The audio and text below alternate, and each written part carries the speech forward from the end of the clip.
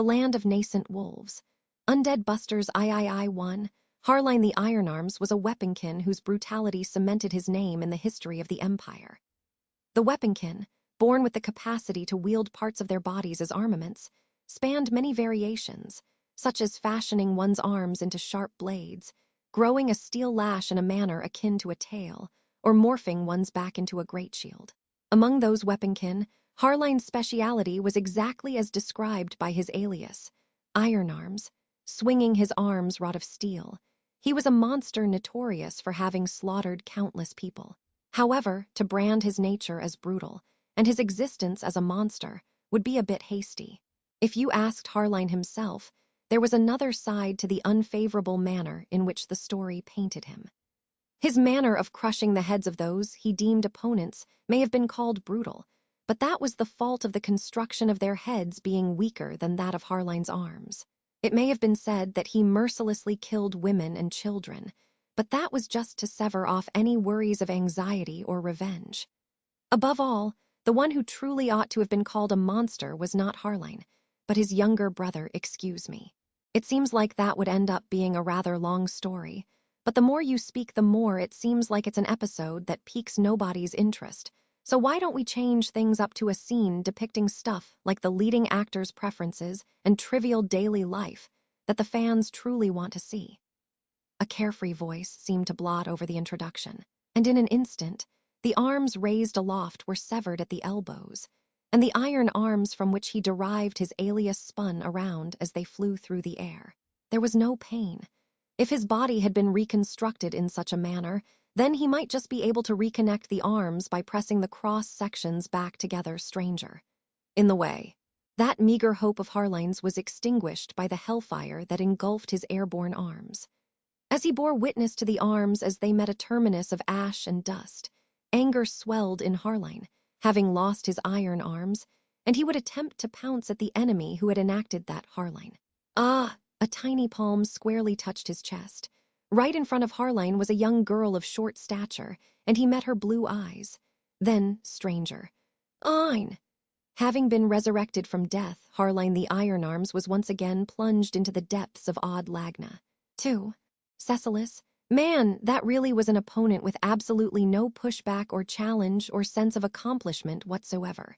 He bluffed with a name like Iron Arms, so I thought he'd surely make for a fine bout, but the script might have been a lot tidier if that whole scene was just dropped.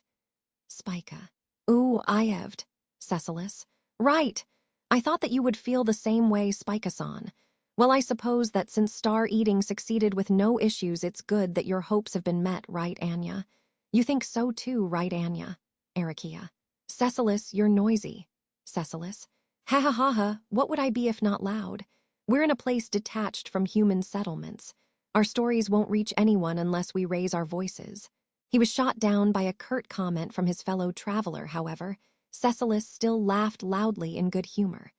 Sandwiched between those two, Spica shrugged her shoulders with an ooh-oh. The star-eating pilgrimage for which Spica had stayed behind in the Empire, an attempt to reduce the number of undead resurrected by the Great Disaster to 0, had commenced with the permission of the Valatian Emperor, Vincent. The existence of the undead was something of a headache for Valatia, in the sense that they were the embers of the great disaster which had caused so much damage. Their elimination was desirable both for practical reasons as well as for the sentiments of the populace, which aligned with Spica's desire to amass positive contributions. Spica bore the unerasable sin of having been the sin archbishop of gluttony in times past.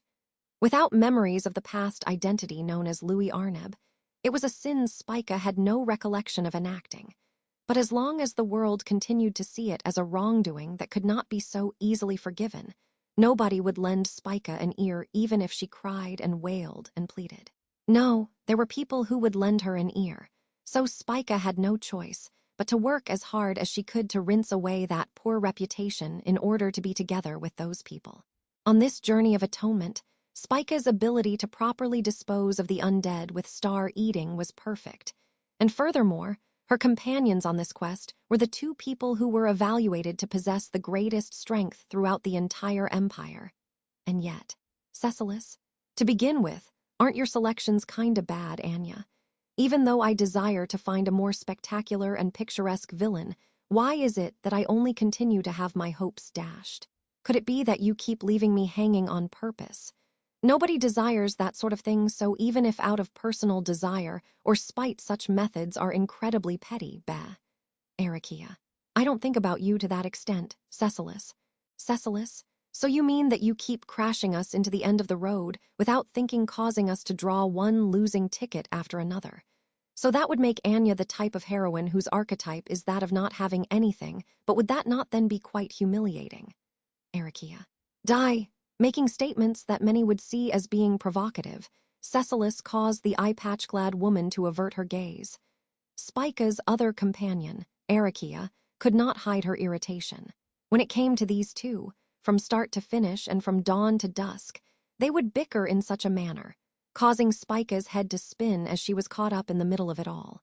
But these two, unable to get along, matched each other's pace to an unbelievable extent, and were indispensable for Spika's journey. As a matter of fact, the undead known as Harline the Iron Arms, who had just been sent away through star eating, was an enemy so formidable that Spika would not have been able to do a thing without these two. As expected from the immovable first and second of the Valatian Empire, which Subaru had referred to as a nation of complete carnage. The Iron Arms seemed to have been someone who had been known for his strength during his life, but the pair had easily evicted Harline from the mountain cavern. He had burrowed away in and finished the job, while the sun was yet high in the sky. Hence, she had no dissatisfaction whatsoever with the strength of the pair.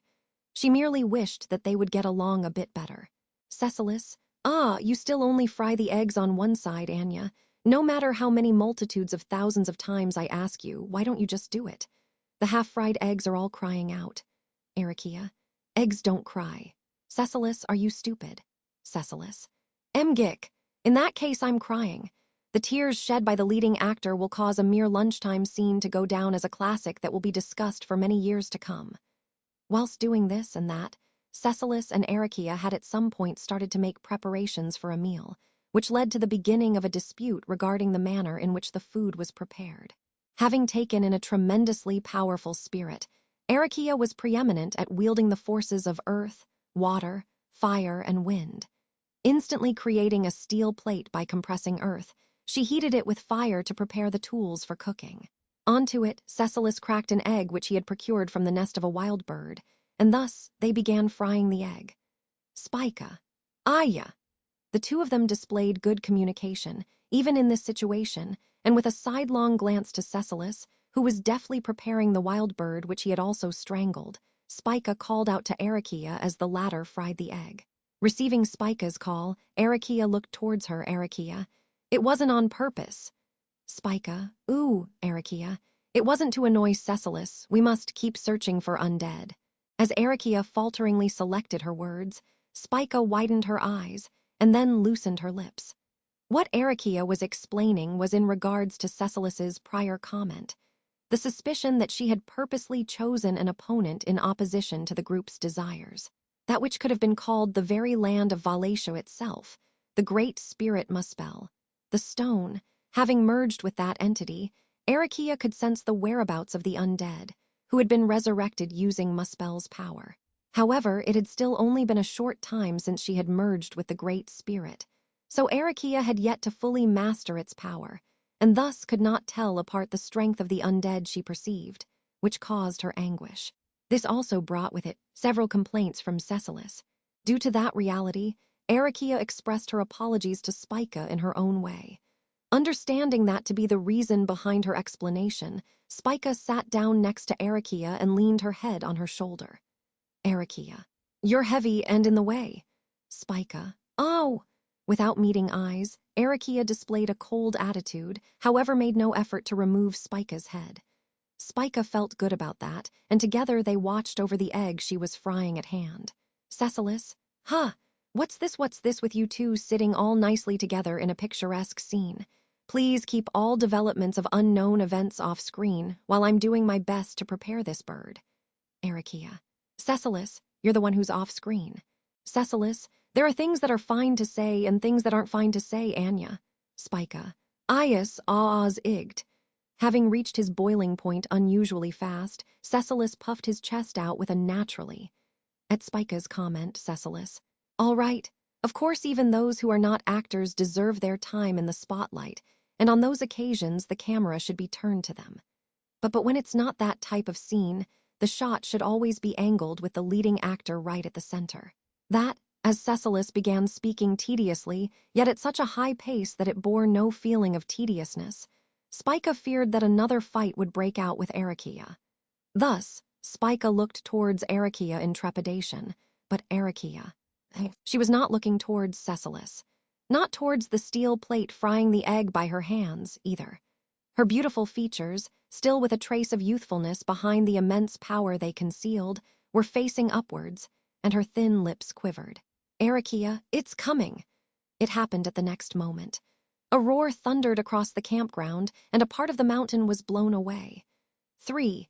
Bresnan the Ironlegs was a weaponkin whose brutality cemented his name in the history of the Empire. Born as a weaponkin with both legs wrought of steel, Bresnan was a monster known for having used his titular iron legs to kick countless people to death. But if you asked Bresnan himself, the one who truly ought to be called a monster was not Bresnan, but his older brother, Harline the Iron Arms, Graoe. Stranger. Orhhhhh. Alongside a mighty roar, struck by the oncoming blow of a black brachium, Bresnan was sent flying into the air, spinning his body around to unsheath and aim a kick at his opponent's face. The steel-wrought iron legs were concealed by pants and shoes, unperceivable by an opponent upon first encounter. His older brother, the Iron Arms, would always strongly assert himself, but since Bresnan did no such thing, there was no end to those who misread his kicks. This opponent would likewise choose to catch the blow without dodging, and would have his face smashed in by Bresnan's iron legs. That instant, Bresnan's leg was caught in his opponent's jaws and shattered. Bresnan, widening his eyes at the impossible situation of having lost out in hardness, Bresnan froze as the joint of his other leg was met by a flash of claws, severing the fixture between flesh and steel as his left leg was torn from its root. Right leg crunched and left leg severed by claws, Bresnan had been disarmed in an instant. And then Bresnan, what the hell are you, stranger? Luck hath pissed upon thee. I be naught but a foredeemed wretch. The gaping jaw sunk its teeth into Bresnan's windpipe, nowhere left to run. That biting force, capable of even crushing legs of steel, was something that Bresnan's slender throat had no way of resisting. Stranger. Fangs gnashed, and the yoke which tethered the empty life was lost. The undead known as Bresnan shattered like ceramic, crumbling to smithereens. Ascertaining that, the one who had enacted that by his own hand, nay, by his own fangs, looking down the slope of the mountain that crumbled due to the tremors of battle, slowly turned around, stranger. It's exceedingly wonderful to say that you're nothing but a foredeemed wretch. To not say much and give a sense of mystery in such a scene produces a brilliant performance. Dear me, I might have to watch and learn. There stood a blue-haired, wasso young man, bearing a smile upon his soft features. Stranger. Thou at whom? Young man. The leading actor of this world, the one who stands at the center of the stage anticipated by all. In addition, one who bears the duty of hunting you, resurrected as an undead as you are.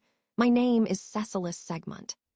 Eloquently, the young man gave his introduction as if having rehearsed it many times before. At the sight of Cecilus, his bestial fur stood on end.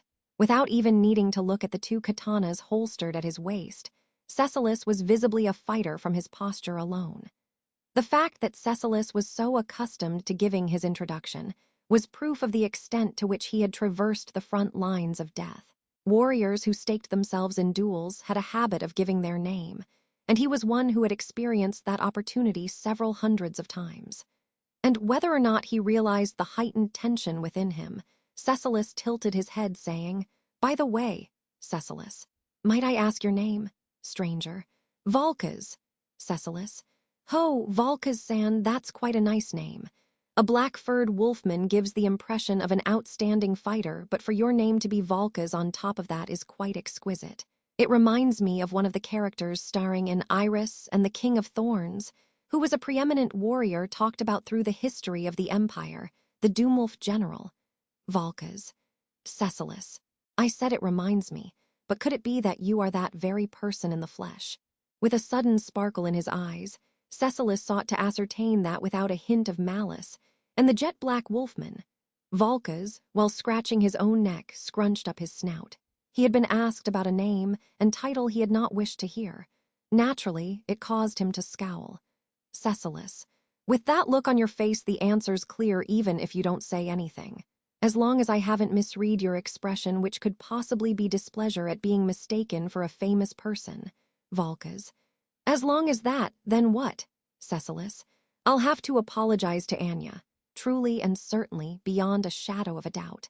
You are the very symbol of the grand climax I've desired. As Cecilus smiled from ear to ear, Valkes experienced the greatest dread he had ever known and readied himself. Seeing that response, Cecilus widened his stance and Cecilus. Blue Lightning Cecilus Segmont. Valkes. Doomwolf General Valkes. Showing that he too was one well accustomed to giving introductions, Valkes's claws and fangs closed in on his opponent. However, the strength of those bearing the title of general in the current era was Cecilus. Please don't take it too hard. I'm simply far too dazzling. A flash of lightning and a triumphant proclamation colored the conclusion of the momentary combat between fellow generals emblematic of their respective eras. 4.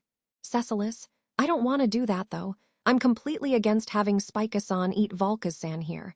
This place is absolutely chaos flame. It can only possibly be Yornasan's place. Arakia, you're not making sense. I won't play along with your games. Cecilus. Cecilus. These aren't games, it's romance. Why can't you just understand this, Anya? If this wish and prayer came true, then Anya's precious little sister princess would have surely been greatly pleased. Arakia. Hick, unbelievable. Just go die, Cecilus. Cecilus. Ah, Anya's mad, though just now it was my choice of words that was poor. Too loud to just be called lively, the tempestuous conversation reached the ears of Valkes, causing him to slowly open his eyelids. And then, stranger, oh, right before his eyes, peering into his face, collapsed as he was, a young girl met his eyes. Valkes. Behind her was unfolding a duel so fierce it made Valkes's clash with the Iron Legs seem like child's play, but Valkes averted his focus from that. Either way, he had already lost. If his second shot at life had been shattered and come to an end, then so be it. However, girl, ood owning. Feeling that the young girl, patting his head as she said that, would do no such thing, he closed his eyes. Merely, the young girl's hand caused him to silently recall when a gentle woman had once done the same for him. And thus silently, ever so silently, Valkes. Iris. Indeed, calling the name of the woman pictured on the back of his eyelids, so excessively did that voice quiver with love. To be continued.